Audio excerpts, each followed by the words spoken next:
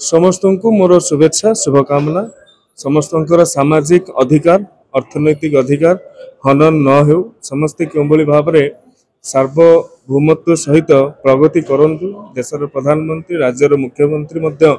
ए क्षेत्र में सामाजिक समरसता दिगरे कार्य करुछंती। निश्चित भाव में ये गोटे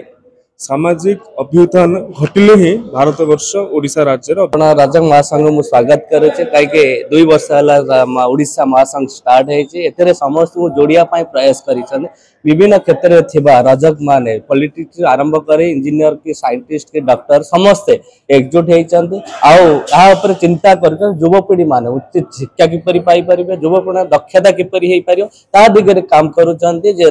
केवल गोटे कम्युनिटी पाई से नाहांती बहुत जगत ओडिशा रे विकसित करिया पाई ताकर भी मध्य मो नाला बंशीधर सेठी मो वर्किंग प्रेसिडेंट आम ऑल ओडिशा रजक महासंघर एवं चेयरमैन रिसेप्शन कर बहुत लोकों संगे आम रिलेसन मेंटेन करुचु दुख सुख जाकि छिड़ा हो तेणु आम दुख सुख सी आसिक कहले पलि आम जो लोक आज हेवी वर्षे आसान तार कारण है आम बहुत आट्रोसिटी केस टेकअप करूँ आट्रोसिटी केस रे आम पिला आम देचु जस्टिस आने सब आरेस्ट होती माने विक्टिम ता बाद आम जो जार भल मंद है आमको डाकिले बसुचु एवं आट्रोसिटी बाद जो आम 20टा जिला आज सबू जिला को आम जाइचु मीटिंग करूँ आम केन्द्रापड़ा जाइचु नरसिंहपुर जाइचु सुंदरगढ़ जाइचु राउरकेला जाइचु बलांगीर जाइचु सबू जिला को जाइए मीटिंग फिटिंग कर लोक को सचेतनता करूँ। विभूतिभूषण सेठी भुवनेश्वर रजक महासंघ ऑल ओडिशा रजक महासंघ मु आईन सेक्रेटरी भाव मु रही वर्ष पदार्पण कला मोर गोटे कथा कहबार अच्छी सबू कम्युनिटी सबू जातिर गोटे गोटे संगठन अच्छी एवं आमे सब प्रचेष्टा करुचो समस्त रजक बा भौणी भाई मान को लेकिन आज आम ये करचु गोटे संगठन करचु जे आम समाज समग्र राज्य रे ओडिशा राज्य रे किभली भाव में उन्नतरु उन्नत मात्रा रे तांकर जीविका निर्वाह करेंगे एवं सर्वसाधारण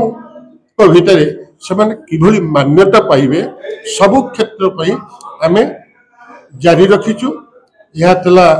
मुझे आईन विभाग रे मु रही ओडिशा राज्य बहुत निरीह आम समाज माँ भूमि उपर भी अत्याचार होची एवं आज को 2 वर्ष भितर कम से कम 10 कोटी केस समग्र केन्द्रापड़ा कटक जिला रु केन्द्रापड़ा 30 जिला भितर आम ऑलरेडी 18टा जिला आम कभर करके आसिलु मेरी प्रायतः 2-3 आट्रोसिटी केस भी आम रखीचु एवं ताकू आट्रोसिटी केस टाकू केमिति कोन कराजिबो से विषय ये संगठन सबुठी सबुदिन पई संघबद्ध होई आट्रोसिटी केस उपरे आमे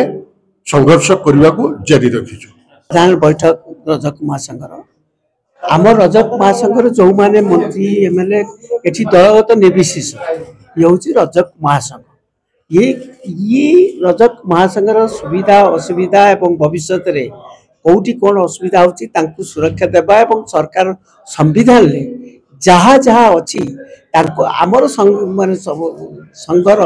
आम रजक महासंघर रजक मान पाखरे पहुँचाइबा ये हूँ रजक महासंघर गोटे उद्देश्य प्रपर उद्देश्य।